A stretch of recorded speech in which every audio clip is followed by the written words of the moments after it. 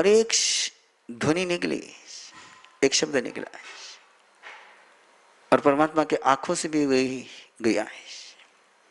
ध्यान में रखना, वापस क्लियर कर रहा हूं, कोई परमात्मा का ज्ञान नहीं गया अनुभूति गौतम के पास, शब्द पहुंचे, परमात्मा की दृष्टि पहुंची और उस दृष्टि में जो वर्ण गंध रस स्पर्श है वो शुक्ल लेशा के, और वो जिस समय रिस्पेक्ट के गए, देखिए ना शब्द क्या है, सागयम इंदु भुई गोयम, स्वागत, अब रिस्पेक्ट गया। अब अहंकार के बीमारी को ठीक करना होगा तो रिस्पेक्ट के ही वाइब्रेशन देने पड़ेंगे। और इतने शक्तिशाली थे, इतने शक्तिशाली, ध्यान में रखो, पहला सिद्धांत ध्यान में रखना है कि दवा का डोज इतना होना चाहिए कि जिससे अंदर की जो बीमारी है उससे उसका डोज ज्यादा पावरफुल होना चाहिए। यदि उसका डोज कम होगा तो सामने वाले जो कीटाणु है, जो बीमारी जो अंदर है, रोगाणु, वे उससे और अपने को बहुत स्ट्रांग बना लेंगे। इसलिए स्ट्रांग बना, कैसे प्रयोग चलते ध्यान में रखना, वापस गणित को क्लियर करते चले जाइए कि सामने वाले का अहंकार है, एक फॉर एग्जाम्पल के लिए अहंकार है 70 डिग्री का और आपने रिस्पेक्ट दिया उसको 10 डिग्री का, तो 10 डिग्री का रिस्पेक्ट लेकर के उसका 70 डिग्री का अहंकार तो और ज्यादा मजबूत हो जाएगा, वो झुकने वाला नहीं है। लेकिन 70 डिग्री का अहंकार है और आपने 80 डिग्री का रिस्पेक्ट उसको दिया है, तब जाकर के वो अहंकार रिस्पेक्ट में चेंज हो पाएगा। सामने वाले का 70 डिग्री का गुस्सा है और आप 30 डिग्री की क्षमा कर रहे हो तो गुस्सा बढ़ जाएगा। 70 डिग्री का गुस्सा है तो आपको कहीं ना कहीं 80 डिग्री का ही उसको क्षमा का वाइब्रेशन देना पड़ेगा। इतना ही है, ये डिग्री का गणित पक्का याद रख लो, नहीं तो फिर प्रयोग करते समय कहोगे कि हमने किया लेकिन हुआ नहीं। तो वहां गणित बिल्कुल क्लियर है कि आपका डोज, आपके डोज की पोटेंसिटी वो कम होगी, और वो यदि कम होगी तब सामने वाले की बीमारी और बढ़ते चली जाएगी, वो बीमारी बढ़ती जाएगी। यदि आपको उसकी बीमारी ठीक करनी है तो आपकी तीव्रता, आपकी क्षमता, आपकी ऊर्जा, आपकी शक्ति का केवल कैरेक्टर नहीं तो एनर्जी का लेवल बड़ा करना पड़ेगा। यही पर अंतर आता है। सुदर्शन और अर्जुन माली का जो प्रसंग है वहां अंतर इतना ही है कि सुदर्शन के पास जो ऊर्जा की घनीभूतता है, जो ऊर्जा के पावर है, शक्ति है, वो अर्जुन माली से ज्यादा है। इसलिए अर्जुन माली पर सुदर्शन का असर हो पाया। यदि कहीं अर्जुन माली से सुदर्शन की ऊर्जा कम हो जाती है तो अर्जुन माली हावी हो जाता है। एक गणित ध्यान में रखना, पक्का ध्यान में रखना है। भगवान महावीर फरमाते हैं जीतता सत्य भी नहीं है, झूठ भी नहीं है, जीत उसी की होती है जिसके पास शक्ति होती है। सत्य के फेवर में शक्ति होगी तो सत्य जीतेगा, झूठ के फेवर में शक्ति होगी तो झूठ जीतेगा। तो यह शक्ति, क्रोध जीतेगा कि प्रेम जीतेगा, अहंकार जीतेगा कि विनय जीतेगा, जीत किसकी होगी ये इस पर तय होता है कि ताकत किसमें ज्यादा है, पावर किसमें ज्यादा है, किसकी शक्ति ज्यादा है। शक्ति यदि आपकी ज्यादा होगी प्रेम की तो अंदर की नफरत हट जाएगी। आपके रिस्पेक्ट में ताकत ज्यादा होगी तो अहंकार का, सामने वाले का अहंकार समाप्त हो जाएगा। आपके क्षमा में ताकत ज्यादा होगी तो अंदर वाले का क्रोध समाप्त चेंज हो जाएगा। यदि आपका प्रेम देने के बाद भी सामने वाले चेंजेस नहीं आ रहे थे, इसका मतलब आपका डोज की जो पावर है वो कम है। ये यहां पर एक सिद्धांत क्लियर कर लीजिए, केवल दवा से काम नहीं चलता है तो दवा की ताकत भी चाहिए, पावर भी चाहिए, उसको भी तय करना पड़ेगा। क्रोध को क्षमा से जीता जा सकता है जिसे हम कहते हैं, तो उसके साथ में ये भी कहना होगा कि क्रोध की शक्ति से क्षमा की डोज की शक्ति ज्यादा होगी तो जीतेगा। ये इस एक वाक्य में आपके बहुत सारे सवालों का जवाब मिल गया होगा, और नहीं मिला तो क्लियर कर लीजिए। आप लोग बहुत बार कहते हैं कि मैंने कितनी बार क्षमा किया लेकिन सामने वाले में तो कोई बदलाव आया नहीं, कोई चेंजेस आया नहीं, तो मैंने कब तक क्षमा करना है? तो उसका उत्तर इतना सा है, आपने दवा तो दी है लेकिन लो है, पावर कम है, और कम पावर की दवा दोगे तो कम पावर की दवा लेने के बाद बीमारी, वो कीटाणु उसके लिए हैबिचुअल होगा, उसी से दवा स्ट्रांग बन जाएगी। इसलिए केवल दवा देना जरूरी नहीं, तो उतनी तीव्रता की भी आवश्यकता है। केवल तलवार से काम नहीं चलता है, तलवार को धार भी होनी चाहिए, केवल तलवार की धार से भी काम नहीं चलता है, चलाने वाले के हाथ के में भी ताकत लगती है। ये तीनों का जब सम्मेलन होता है तब जाकर के परिणाम सामने आते हैं। तो विषय को यही पर क्लियर कर रहा हूं कि जो आप दे रहे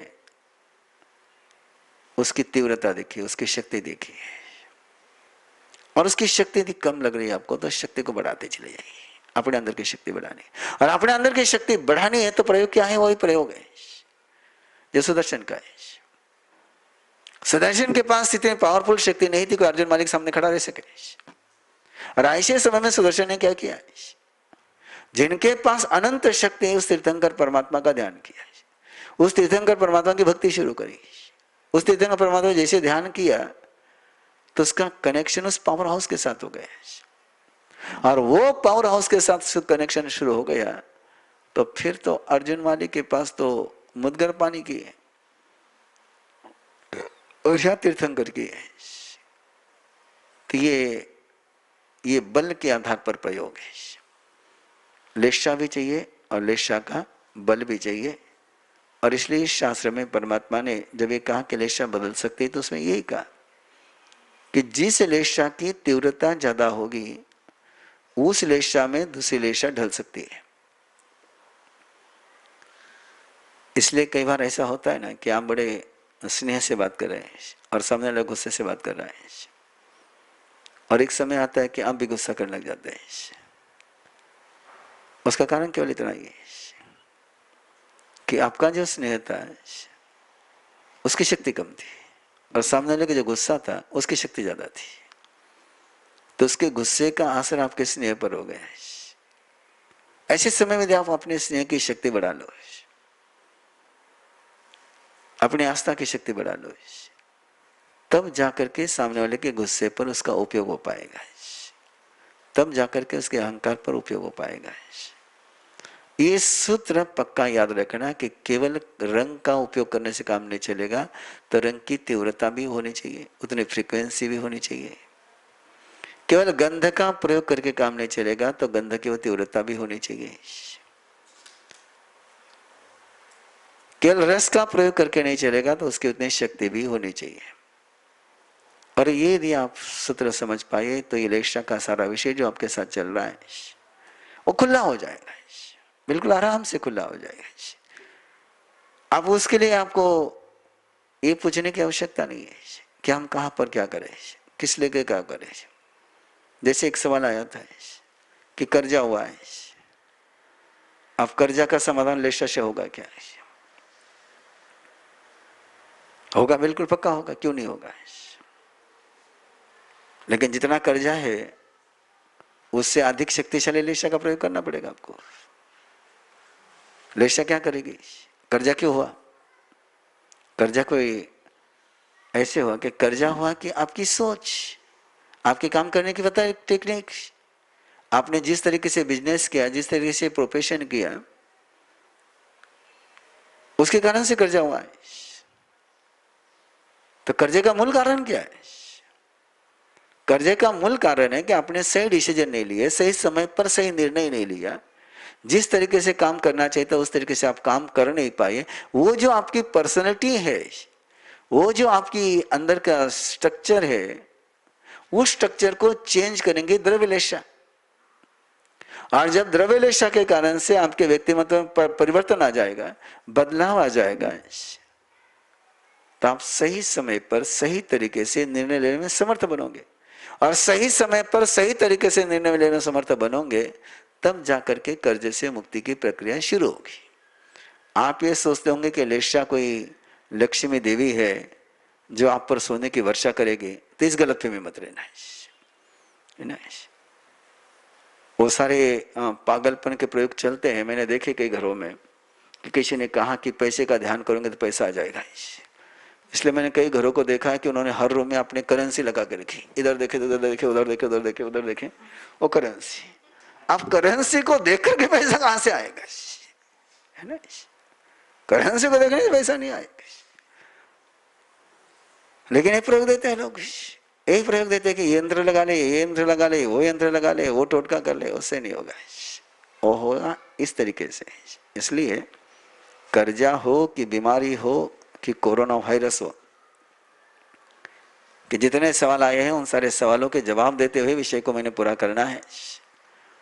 और कल अपना समापन का सत्र है, इसलिए जो भी आपके सवाल है वो आप जरूर भेजें, उसको कल समेटेंगे।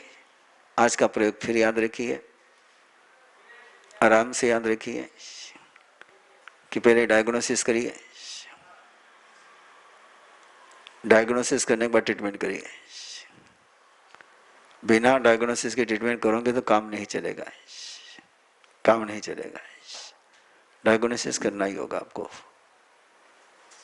और डायग्नोसिस करने के साथ ये भी ध्यान में रखिए कि सामने वाला पेशेंट उस दवा को झेलने के लिए समर्थ है क्या है।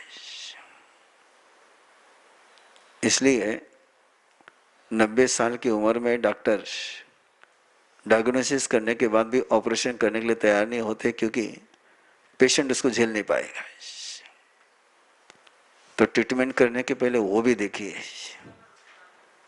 कि पेशेंट उस ट्रीटमेंट को झेलने के लिए सक्षम है क्या है।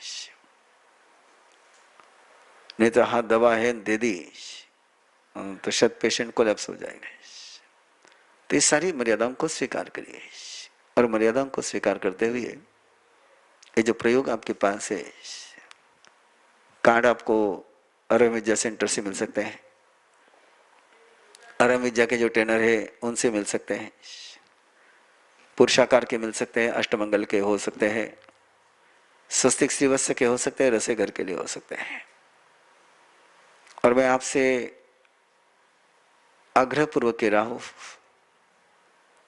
कि रसोई घर के प्रयोग अपने घर में शुरू करिए। यदि आहार चार्ज होकर के चला गया है तो मन चार्ज हो जाएगा, उसके लिए चार्ज करने के लिए और कुछ करने की जरूरत नहीं पड़ेगी। जिसकी बहन नहीं उसकी बहन बनने की। और आज पूरे विश्व में इस कोरोना वायरस के मरीजों को इस वात्सल्य के साथ संभालने वाली, इस प्रोफेशन को डिवेशन में चेंज करने वाली इन सारे नर्सों का, इनके भावों का आज अभिनंदन है। जिनके साथ खून के रिश्ते हैं वो भी जहां सेवा करने से कतराते हो, ऐसे रोगियों की भी सेवा के लिए जिस समर्पण के साथ ये लगे रहते हैं उनका अभिनंदन है। एक पल के लिए कल्पना कर सकते हैं, एक कोरोना वायरस की बीमारी, ये साथ ये महामारी कितनी गुना बढ़ जाती, दुनिया किस विनाश के कगार पर पहुंचती, यदि ये नर्सों की सेवा न होती तो।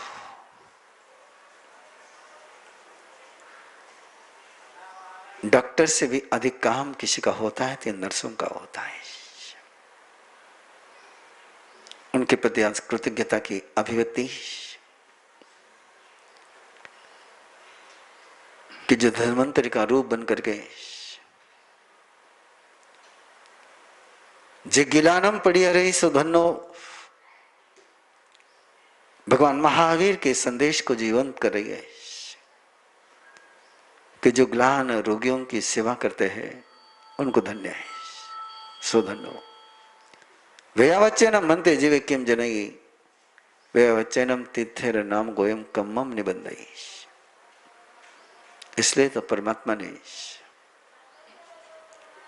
72 क्वेश्चनों का आंसर देते समय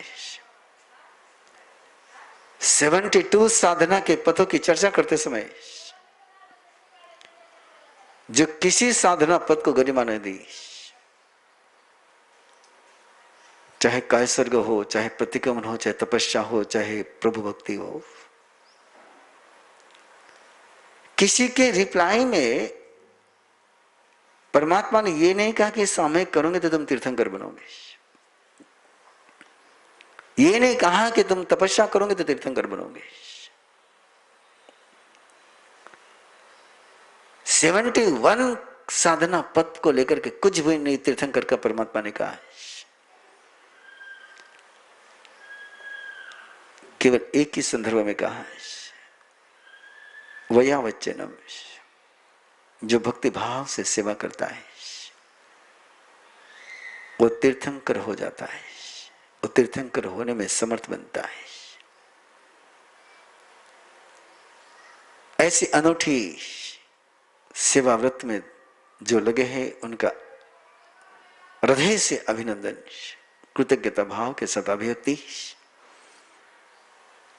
कि वही भाव हम सब में भी जागृत हो। वो शब्द आज भी कानों में गूंजते हैं,